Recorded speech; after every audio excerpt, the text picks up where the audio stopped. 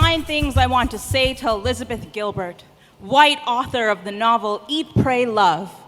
Number 9, your salvation is an expensive plane ticket, a cheap meal baptized in bottled water made by women with backs hardened into iron spines after years of turning themselves over open flames.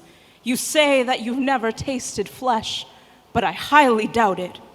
Number 8, when I go back to India, I do not go outside. I do not go to the beach. I do not go swimming at the bazaar. I cling to the arm of my father on the motorcycle. I close my eyes. I am scared in the crowd. I am lonely instead of solitary, and I cannot stand the smell. Number 7, when my father goes back to India, he litters on the streets like a local number 6. When I go back to India, I salt my tongue in the forgotten Gujarati, for I am not getting married. Nothing in this country tastes like love. Number 5, when my eldest brother goes back to India, he meets his bride 3 weeks before the wedding. She speaks English.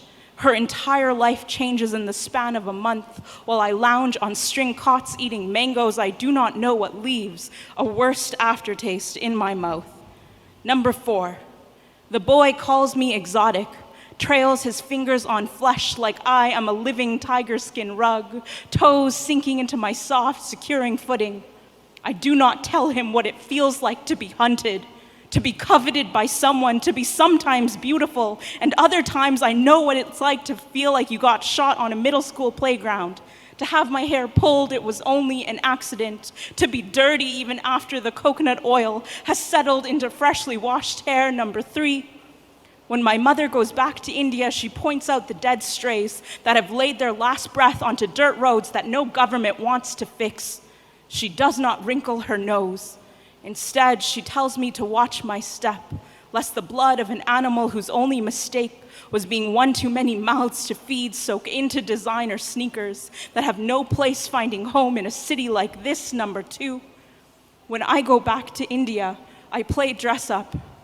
Number 1, it must be nice to go to a country someone once crossed oceans to pillage. It must be nice to visit a place so corrupt that women who look like me are beaten in their own homes while women who look like you are treated like royalty. It must be nice to go to India and write a book on white paper. It must be nice that you saw a country with over 1 billion people and still only thought about yourself. It must be nice to be able to return to a home where only ex-girlfriends and not heaving white boys are allowed to egg houses.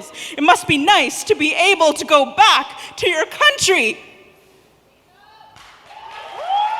Nisha! We interrupt your regular COVID-19 briefing with the news that we will no longer be taking questions. We interrupt with the news that COVID-19 will no longer be taking. We interrupt your questions with the COVID-19 briefing that regular COVID-19 is no longer news requiring a briefing. Please note that this is off the record. If you have any questions, please note that on-campus polling has been canceled because of the COVID-19 interruption, and that on-campus land grabs are still in effect, and that on-campus vaccinations will be required to pay tuition. Mandatory vaccines and not tuition hikes are the real youth issues. We interrupt to remind you that there is no youth vote, just millennials without landlines. The youth vote is just a TikTok trend, not real leadership. Please note that TikTok is off the record. We interrupt your social media binge with the news that we will no longer be rescuing anyone from Afghanistan. Please shelter in place if you think you're Canadian. Please note that the real Canadians have already been evacuated. Please note that this email was hard to write. Sincerely, best wishes, always. We interrupt your regular COVID-19 briefing with a snap election. We interrupt your majority government with flags at half-mast. We interrupt your virtue signaling with a balanced budget sewn into the seams of the poverty line. Please note that this is off the record. Please note that we strongly recommend masking in place. Please note that a vote for anyone but the party is a vote thrown down an abandoned mine shaft. Please note that if you point enough fingers in enough circles, they will start to resemble fists. Nisha, Canada!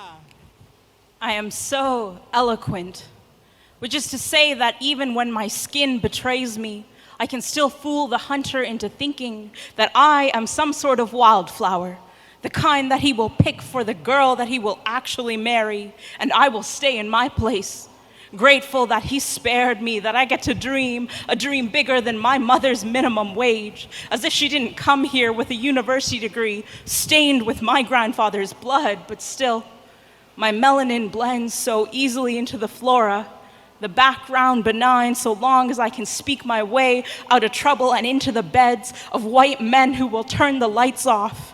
And sometimes I open my mouth and my mother's name uses my tongue to hang itself.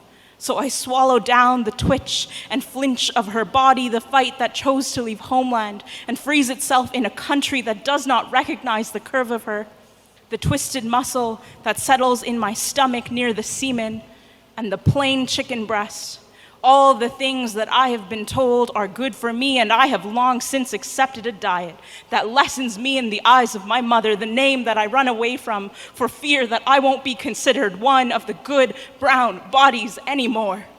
As if there isn't a shade that doesn't have to stuff itself into the blank white of a ballot box every 4 years.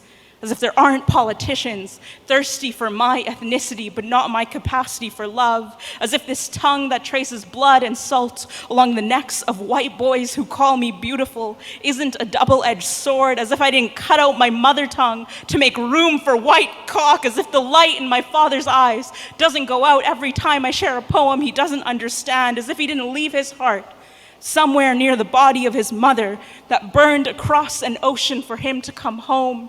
And I get it. I get that it is impressive to master the language that once oppressed you, to march the salt back into the water as if your country was never stolen from you. But there is only so much blood that I can swallow before I sicken, allowing you to feast on the gristle of my heritage every time you say that I am so eloquent. Thank you. Thanks, Nisha.